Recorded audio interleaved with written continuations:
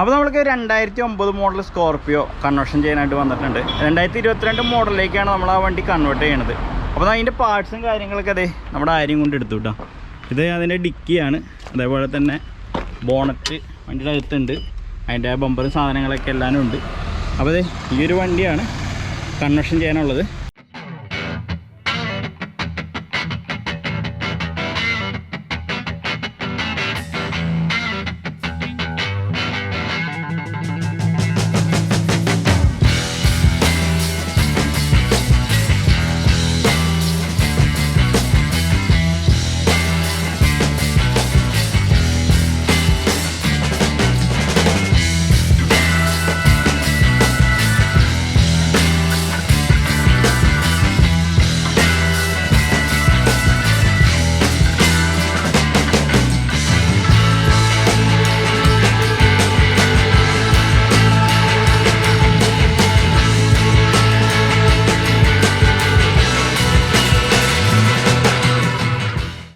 അപ്പോൾ ഇതിൻ്റെ ഫ്രണ്ടേജ് ഫുള്ളായിട്ട് തന്നെ നമ്മൾ 2022 മോഡലിലേക്ക് കൺവേർട്ട് ചെയ്യും കേട്ടോ. അപ്പോൾ ഇതിൻ്റെ പാർട്സിൻ്റെ ഡീറ്റെയിൽസും അതേപോലെ കൺവേർഷൻ്റെ ഡീറ്റെയിൽസൊക്കെ പറഞ്ഞിട്ടുള്ളൊരു വീഡിയോ ആണ്. അപ്പോൾ അതൊക്കെ വീഡിയോയിലേക്ക് പോകാം.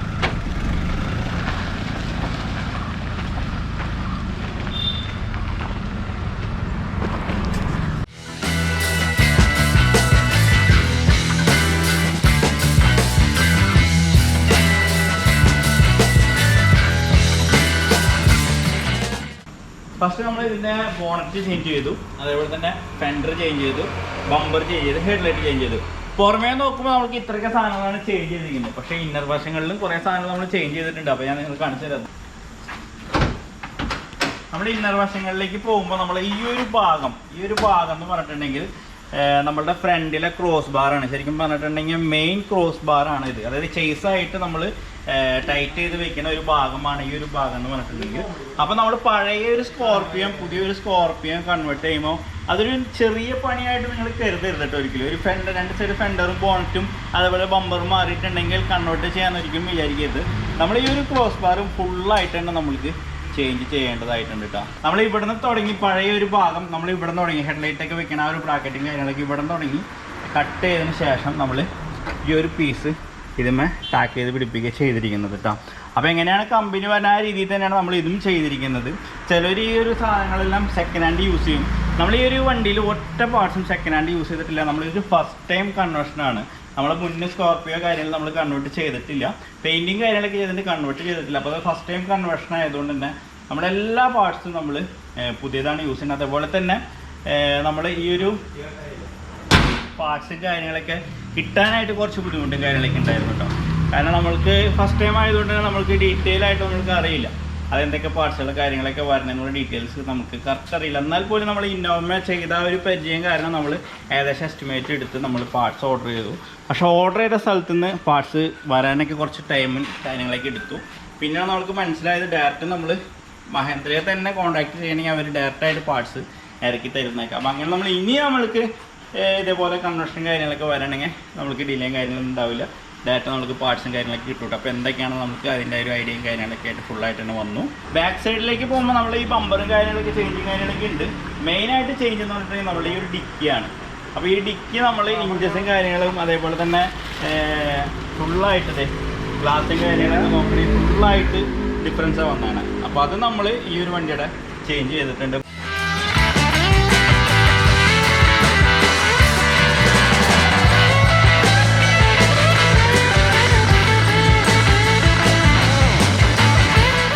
പെയിൻറ്റിങ് നമ്മൾ 040 എന്ന് പറയുന്ന നമ്മളുടെ ഇന്നോവയ്ക്ക് വരുന്ന വൈറ്റ് കളറാണ് ഈ ഒരു സ്കോർപ്പിയോക്ക് നമ്മൾ അടിച്ചത് കസ്റ്റമറുടെ ആഗ്രഹപ്രകാരം.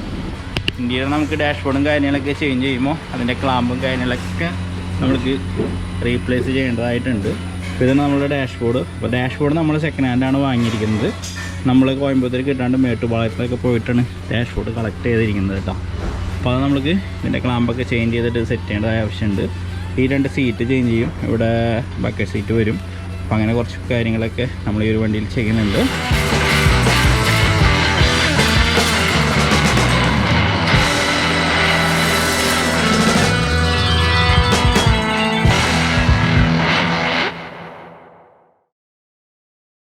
എല്ലാവരും പുറത്തുനിന്ന് തുടങ്ങാം, നമുക്ക് അകത്തുനിന്ന് തുടങ്ങാം. നമ്മൾ ഈ ഒരു വണ്ടിയുടെ ഫുൾ വർക്കായിരുന്നു. നമ്മൾ ഇൻറ്റീരിയർ മുതൽ ഔട്ടർ ബോഡി വരെ ഫുൾ പെയിൻറ്റിങ്, അതേപോലെ തന്നെ ഇൻറ്റീരിയർ പെയിൻറ്റിങ്, ഇൻറ്റീരിയർ കൺവേർഷൻ, അതായത് ഇൻറ്റീരിയലും പുതിയ മോഡലിലേക്ക് കൺവേർട്ട് ചെയ്യണമെന്ന് കസ്റ്റമറുടെ ആഗ്രഹമായിരുന്നു. അപ്പം ഇൻറ്റീരിയർ അടക്കമാണ് നമ്മൾ ഇതിന് കൺവേർഷൻ കാര്യങ്ങളൊക്കെ ചെയ്തിരിക്കുന്നത്. ഡാഷ്ബോർഡൊക്കെ S11 എന്ന് പറഞ്ഞിട്ടുള്ള മോഡലിൻ്റെ ഡാഷ്ബോർഡും കാര്യങ്ങളൊക്കെയാണ് സ്കോർപ്പിയോൻ്റെ നമ്മളിപ്പോൾ ഇൻറ്റീരിയർ സെറ്റിങ് കാര്യങ്ങളൊക്കെ ചെയ്തിരിക്കുന്നത്. കാരണം ഒരുപാട് പാർട്സുകളൊക്കെ നമുക്ക് റീപ്ലേസ് ചെയ്യേണ്ടി വന്നു കേട്ടോ. ഇതൊക്കെ സെറ്റ് ചെയ്തപ്പോൾ ഇൻസൈഡിലുള്ള ബ്രാക്കറ്റുകളും കാര്യങ്ങളൊക്കെ ഫുള്ളായിട്ട് തന്നെ നമ്മൾ ജെന്യൂൻ സ്പെയർ പാർട്സ്, സ്കോർപ്പിയോൻ്റെ ജെന്യൂൻ സ്പെയർ പാർട്സ് യൂസ് ചെയ്ത് റീപ്ലേസ് ചെയ്തതിന് ശേഷം ഈ ഒരു ഡാഷ്ബോർഡ് നമ്മളുടെ മേട്ടുപ്പാളയത്ത് പട്ടാളം മാർക്കറ്റിൽ നിന്ന് സെക്കൻഡ് ഹാൻഡ് ഡാഷ്ബോർഡ് വാങ്ങി അത് പെയിൻറ്റിങ് ചെയ്ത് ചെയ്തത്. അതേപോലെ തന്നെ സ്റ്റീരിങ്ങും നമ്മൾ സെക്കൻഡ് ഹാൻഡ് വാങ്ങി പെയിൻറ്റിങ് ഒന്നും ചെയ്യേണ്ട ആവശ്യം വന്നില്ല. അതെ, നല്ലൊരു സ്റ്റീരിങ് നമ്മൾ കിട്ടി, അത് നമ്മൾ ചെയ്തത് കേട്ടോ. കസ്റ്റമർ ഈ ഒരു വണ്ടി കൊണ്ടുവന്ന് നമുക്ക് 8 മാസം കഴിഞ്ഞതിന് ശേഷമാണ് നമുക്ക് കസ്റ്റമർക്ക് ഈ വണ്ടി ഡെലിവറി ചെയ്യാനായിട്ട് സാധിച്ചത്. അത് വേറെ ഒന്നല്ല, നമ്മൾ മഹേന്ദ്രയുടെ പാർട്സും കാര്യങ്ങളൊക്കെ നമ്മൾ ബുക്ക് ചെയ്തു. നമുക്ക് കിട്ടിയ പാർട്സുകൾ ബോഡി പാർട്സായിട്ട് ബോണറ്റും രണ്ട് സൈഡ് ഫെൻഡറും അതേപോലെ ബമ്പറും ബാക്കിൽ ഡിക്കിയും കിട്ടി. പക്ഷേ ഇതിൻ്റെ ഉള്ളിലുള്ള കുറേ ചെറിയ പാർട്സുകളും കാര്യങ്ങളൊക്കെ നമുക്ക് കിട്ടാനായിട്ട് ഒരുപാട് ലേറ്റും കാര്യങ്ങളൊക്കെ ആയി. അപ്പോൾ അത് കസ്റ്റമറോട് സംസാരിച്ചപ്പോൾ കസ്റ്റമർക്ക് കുഴപ്പം കാര്യങ്ങൾ ഉണ്ടായിരുന്നില്ല. കസ്റ്റമറായ രീതിയിലും കുറച്ച് ട്രൈ ചെയ്തിരുന്നു, ഡൽഹിയിലൊക്കെ ട്രൈ ചെയ്തിരുന്നു. അപ്പോൾ കസ്റ്റമർക്ക് മനസ്സിലാക്കിയിട്ടില്ല, ഡൽഹിയിലൊക്കെ സ്കോർപ്പിയോ കൺവേർട്ട് ചെയ്യുന്നത് സെക്കൻഡ് ഹാൻഡ് പാർട്സ് യൂസ് ചെയ്തിട്ടാണ്. അപ്പോൾ സെക്കൻഡ് ഹാൻഡ് പാർട്സും കാര്യങ്ങളൊക്കെ അവിടെ ഒരുപാട് വാഹനങ്ങളുണ്ട്. ഡൽഹി ഭാഗങ്ങളിലൊക്കെ സ്കോർപ്പിയോ ഒരുപാട് വാഹനങ്ങൾ ഉണ്ട്. അപ്പോൾ അത് കാരണം അവിടെ ഈ സെക്കൻഡ് ഹാൻഡ് പാർട്സ് കിട്ടാനും വലിയ ലഭ്യതക്കുറവും കാര്യങ്ങളൊന്നും ഉണ്ടാവില്ല. അതുകൊണ്ട് തന്നെ അവിടെ എളുപ്പത്തിൽ വണ്ടി, ഇപ്പോൾ ഞാൻ കുറേ വീഡിയോസ് ഞാനെല്ലാം കണ്ടിരുന്നു, കത്തിച്ചെടുത്ത് ഫ്രണ്ടിൽ നിന്ന് പാർട്സും കാര്യങ്ങളൊക്കെ മാറ്റി വേഗം സെറ്റ് ചെയ്ത് വിടുന്ന പരിപാടി. പക്ഷേ ഇപ്പോൾ നമ്മളിപ്പോൾ ചെയ്തിരിക്കുന്ന രീതി എന്ന് പറഞ്ഞാൽ നമ്മൾ ഫുള്ളും ജെന്യൂൻ സ്പെയർ പാർട്സ് തന്നെ നമ്മൾ അന്വേഷിച്ചുള്ളൂ, അതന്നെ നമ്മൾ കണ്ടെത്തിയുള്ളൂ. ആകെ ഇന്ത്യയിൽ മാത്രമാണ് second hand spare parts use ചെയ്തിട്ട് കൺവേർട്ട് ചെയ്തത്. അപ്പോൾ നമ്മൾ ഒരു പാടത്തേക്ക് എത്തിയിട്ടുണ്ട്. അപ്പോൾ ഇവിടെ ഇങ്ങനെ സൈലൻറ്റും കാര്യങ്ങളൊക്കെയാണ്, വലിയ ഒച്ചമ്പേളം കാര്യങ്ങളൊന്നും ഇല്ല. അപ്പോൾ ഇവിടെ വെച്ച് തന്നെ വണ്ടി ഒന്ന് നിങ്ങൾക്ക് എക്സ്പ്ലെയിൻ ചെയ്യാം.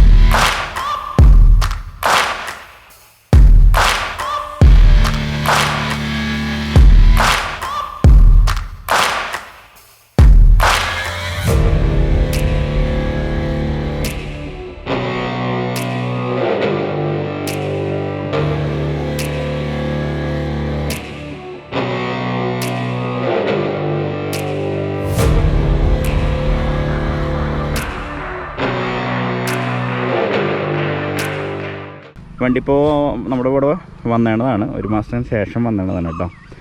വാഷിങ് കാര്യങ്ങൾ പ്രോപ്പറായിട്ടും ചെയ്തിട്ടില്ല, എന്നാലും ഞാൻ നിങ്ങളെ എക്സ്പ്ലെയിൻ ചെയ്യാം. നമ്മൾ റീപ്ലേസ് ചെയ്യാനായിട്ട് വന്ന പാർട്സുകൾ ഞാൻ നിങ്ങളെ ആദ്യം പരിചയപ്പെടുത്താം. നമ്മൾ ഇവിടെ നിന്ന് തുടങ്ങി ഈ ഒരു ഫുൾ ഏരിയ നമുക്ക് റീപ്ലേസ് ചെയ്യേണ്ടതായിട്ട് തന്നെ വന്നു. ബോണറ്റ്, അതേപോലെ തന്നെ ഫെൻഡർ, വീലാർച്ച് പഴയ തന്നെയാണ്, അതേപോലെ തന്നെ ഫ്രണ്ടിലെ ബമ്പർ, അതേപോലെ തന്നെ ഫ്രണ്ട് ഗ്രില്ല്, പിന്നെ ഇന്നറിൽ വരുന്ന ഈ ഒരു ഫ്രെയിം ഫുള്ളായിട്ട് തന്നെ നമ്മൾ റീപ്ലേസ് ചെയ്തു.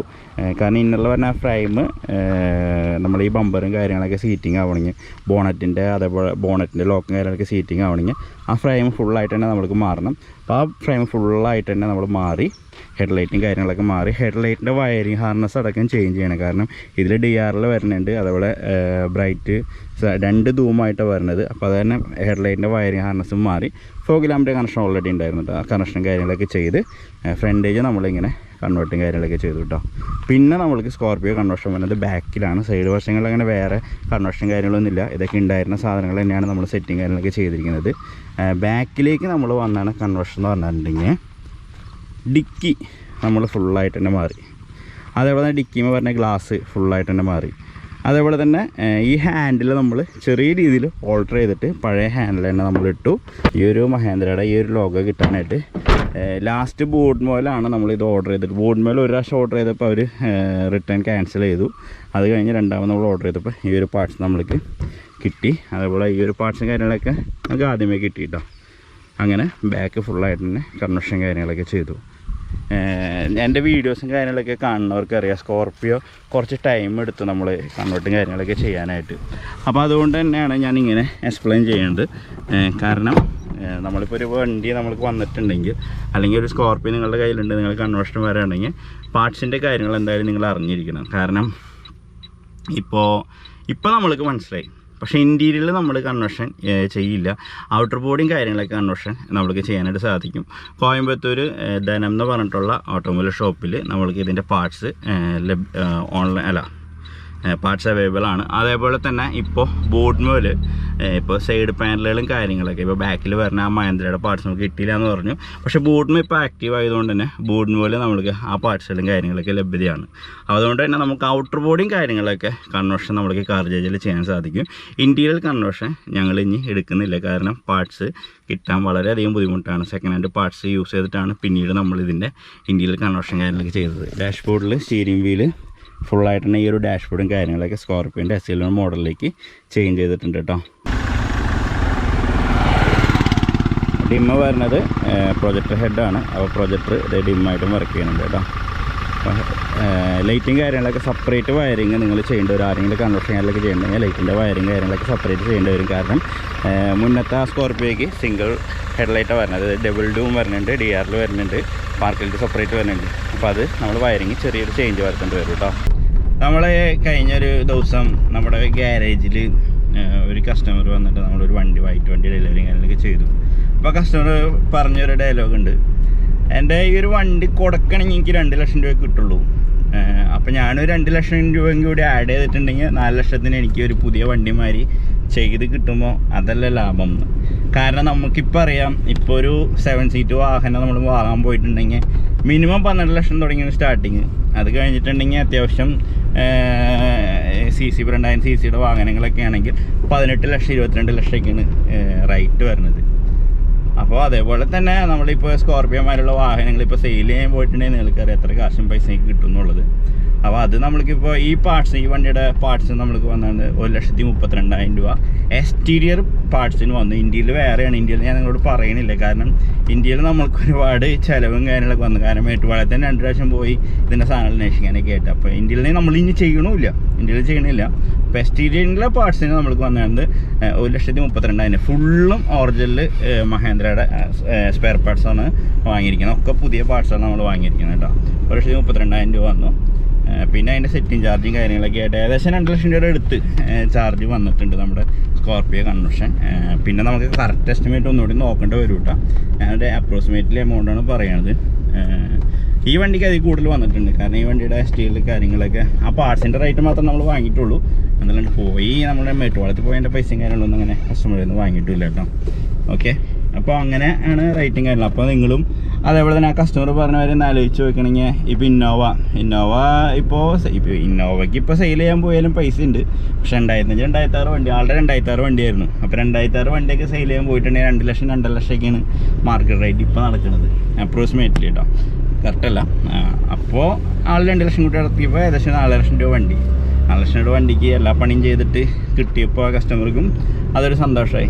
പിന്നെ കസ്റ്റമറുടെ 15 വർഷം കസ്റ്റമറുടെ കൂടെയുള്ള വണ്ടിയാണെന്ന് പറഞ്ഞു ആ വണ്ടി. അപ്പോൾ അതും ആൾ റീസ്റ്റോറേഷൻ കാര്യങ്ങളൊക്കെ ചെയ്തപ്പോൾ അത് ആൾക്കൊരു സന്തോഷം തന്നെയായി. വീണ്ടും ഒരു പുതിയ വണ്ടിമാരി കൂടെ വരുന്നെന്നുള്ള രീതിയിൽ. അപ്പോൾ അങ്ങനെയൊക്കെയാണ് വിശേഷങ്ങളും കാര്യങ്ങളൊക്കെ. അപ്പോൾ ചെറിയൊരു വീഡിയോ ആയിരുന്നു. സ്കോർപ്പിയോൻ്റെ വീഡിയോ എല്ലാവരും മിക്കവരും കമൻറ്റും കാര്യങ്ങളൊക്കെ ഇടാറുണ്ട്. അപ്പോൾ അതേ സ്കോർപ്പിയോൻ്റെ വീഡിയോ കാണിച്ചിട്ടുണ്ട്. അപ്പോൾ സബ്സ്ക്രൈബൊക്കെ ചെയ്തിട്ടുണ്ട്. സബ്സ്ക്രൈബ് ചെയ്ത് ചാനൽ സപ്പോർട്ട് ചെയ്യുക. തുടർന്ന് നല്ല വീഡിയോസും കാര്യങ്ങളൊക്കെ ആയിട്ട് ഇനിയും വരുന്നതാണ്. അപ്പോൾ ഇനി സ്കോർപ്പിയോ കൺവെർഷൻ കാര്യങ്ങളൊക്കെ നമ്മൾ എടുക്കുന്നുണ്ട്. കാരണം ഇനി പാർട്സും കാര്യങ്ങളൊക്കെ എങ്ങനെയാണ്, എവിടെ നിന്നാണ് കിട്ടുന്നത്, പിന്നെ എവിടെ ആദ്യം ഓർഡർ ചെയ്യണം എന്നൊക്കെയുള്ള കാര്യങ്ങളൊക്കെ നമുക്ക് മനസ്സിലായി. ബോഡി പാർട്സ് നമ്മൾക്ക് ഔട്ടർ ബോഡി നമുക്ക് കൺവേർട്ട് ചെയ്യാനായിട്ട് സാധിക്കും. ഇന്ത്യയിൽ നമ്മൾ കൺവെർഷൻ കാര്യങ്ങളും ചെയ്യണില്ല കേട്ടോ. അപ്പോൾ എല്ലാവർക്കും ബൈ. സബ്സ്ക്രൈബൊക്കെ ചെയ്തിട്ടുണ്ട്.